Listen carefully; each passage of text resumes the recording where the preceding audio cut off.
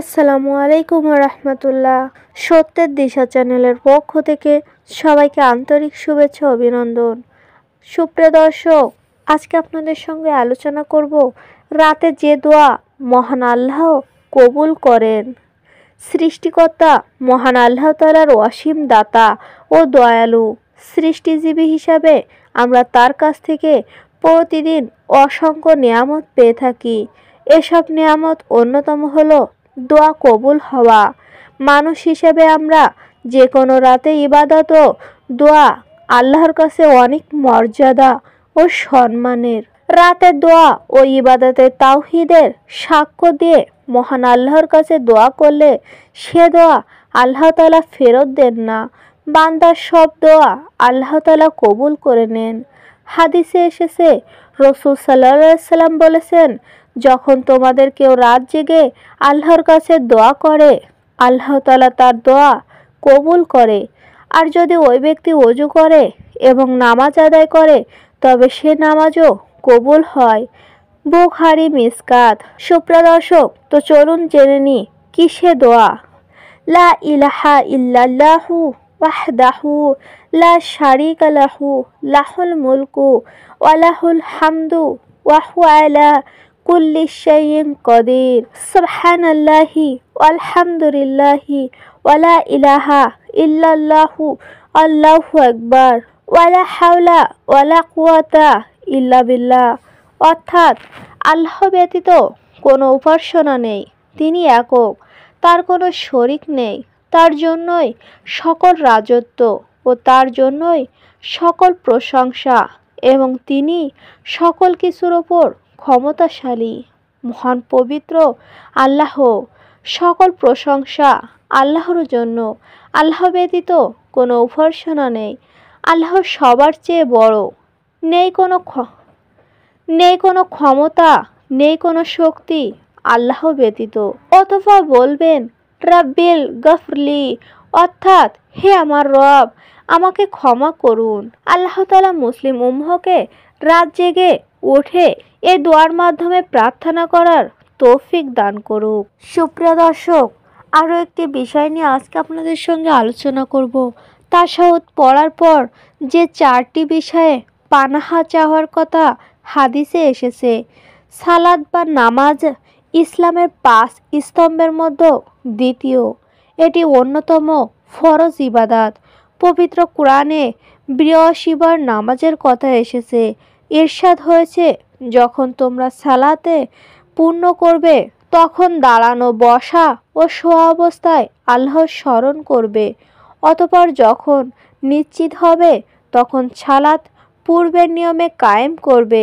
নিশ্চয় সালাত মুমিনের ওপর নির্দিষ্ট সময়ে ফরজ। সূরা নিসা আয়াত নম্বর 103। তবে সালাত পরিপূর্ণ হওয়ার জন্য নামাজের মধ্যে থাকা রোকনগুলো সঠিকভাবে আদায় করা জরুরি। ইবাদাহ ইবনুস সামিত রাদিয়াল্লাহু থেকে বর্ণিত, তিনি বলেন, রাসূল সাল্লাল্লাহু আলাইহি সাল্লাম বলেছেন, 5 ওয়াক্ত সালাত আল্লাহ তাআলা বান্দার জন্য ফরজ করেছে। যে ব্যক্তি এই সালাতের জন্য ভালোভাবে ওযু করবে, সঠিক সময়ে আদায় করবে এবং এর রুকু ও খুশুককে পরিপূর্ণ করবে, তার জন্য আল্লাহর ওয়াদা রয়েছে যে তিনি তাকে ক্ষমা করে দেবেন। আর যে তা না করবে, তার জন্য আল্লাহর ওয়াদা নেই। ইচ্ছা করলে তিনি ক্ষমা করে দিতে পারেন, আর ইচ্ছা করলে শাস্তিও দিতে পারেন। মেসকাত হাদিস নং 570। আবার সালাত আদায়ের ক্ষেত্রে তাড়াহুড়ো করা উচিত নয়। হাদিসে এসেছে, আনাস রাদিয়াল্লাহু থেকে বর্ণিত, তিনি বলেন, আমি রাসূল সাল্লাল্লাহু আলাইহি সাল্লামের চেয়ে সংক্ষিপ্ত ও পরিপূর্ণ সালাত আর কারোর পেছনে আদায় করিনি, অথচ তার সালাত হতো পূর্ণাঙ্গ। রাসূল সাল্লাল্লাহু আলাইহি সাল্লাম বলেন, সামি আল্লাহু লিমান হামিদা বলতে তখন এত দীর্ঘক্ষণ দাঁড়িয়ে থাকতেন যে আমরা মনে করতাম সম্ভবত তিনি ভুলে গেছেন।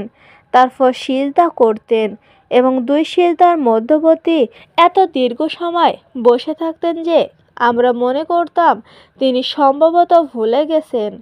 সহিহ মুসলিম হাদিস নং 945। এক্ষেত্রে প্রতি 2 রাকাত নামাজের পর বৈঠক করতে হয়।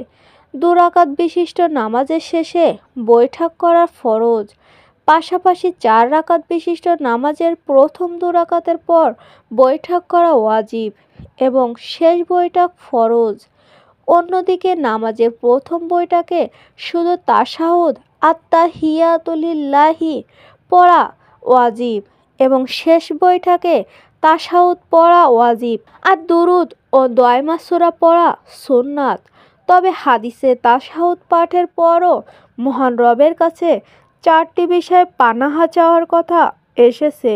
হযরত আবু হুরায়রা রাদিয়াল্লাহু থেকে বর্ণিত, তিনি বলেন, রাসূল সাল্লাল্লাহু আলাইহি ওয়াসাল্লাম বলেছেন, তোমাদের কেউ সালাতের শেষে তাশাহুদ পড়ে অবসর হয়ে যান যেন আল্লাহর কাছে 4টি জিনিস থেকে পানাহা চায়। এই 4টি বিষয় হলো জাহান্নামের আযাব, কবরের আযাব, জীবন ও মৃত্যুর ফিতনা এবং মাসিউদ দাজ্জালের অনিষ্ট।